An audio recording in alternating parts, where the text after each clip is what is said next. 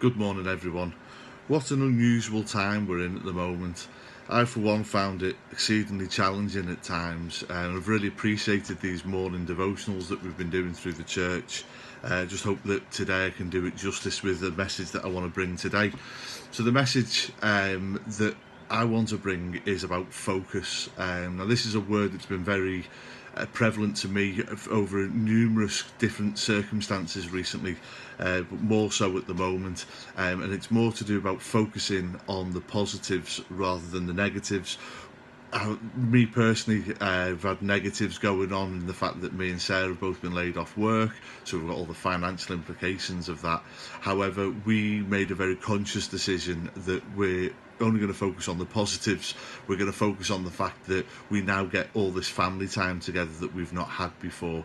Rather than focusing on the negatives of the coronavirus that's going around, we're focusing on the positives of the fact that it's now in our hands. We get to isolate and we get to stay indoors and protect ourselves against that, and the fact that now, in all this extra time that we've got, I can catch up on uni work, we can spend more time with God. Sarah's doing more stuff with BSF and all those different things, so we're focusing on the positives to make sure that they outweigh the negatives that are going on in our life, and we're not going to give weight to or focus on the evil. We're going to focus on the God.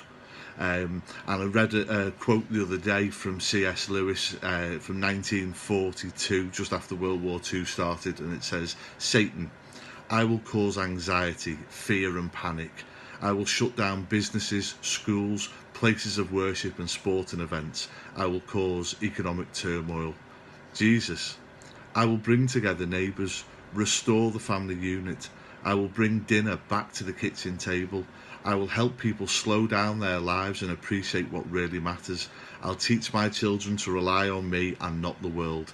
I will teach my children to trust me and not their money and material resources." Now, that's so prevalent for today. That literally could have been written yesterday.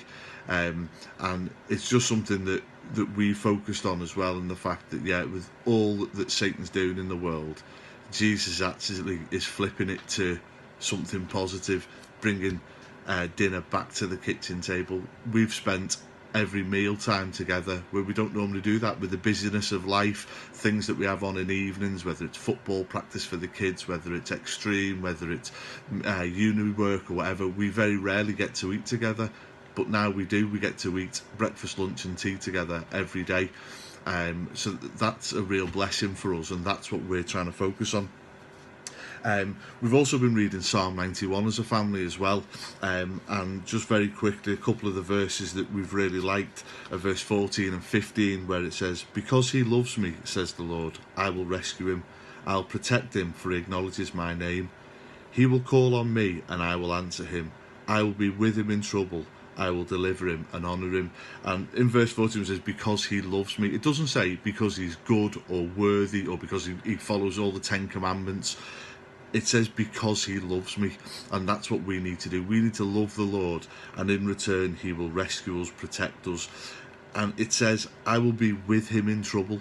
So it doesn't say that we're not going to face these issues. It doesn't say that we're not going to face financial problems. It doesn't say that we're not going to get ill, or we're not going to get coronavirus, or even face death or the death of people in our family.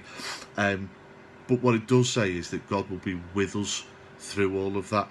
So I, for one, have been counting my blessings during this period, and then facing the negatives in the knowledge that I'm facing them with God. And that's been a real help for me, and hopefully it will be for someone else as well. So to everyone in the church and anyone else that's watching this, please stay safe and God bless.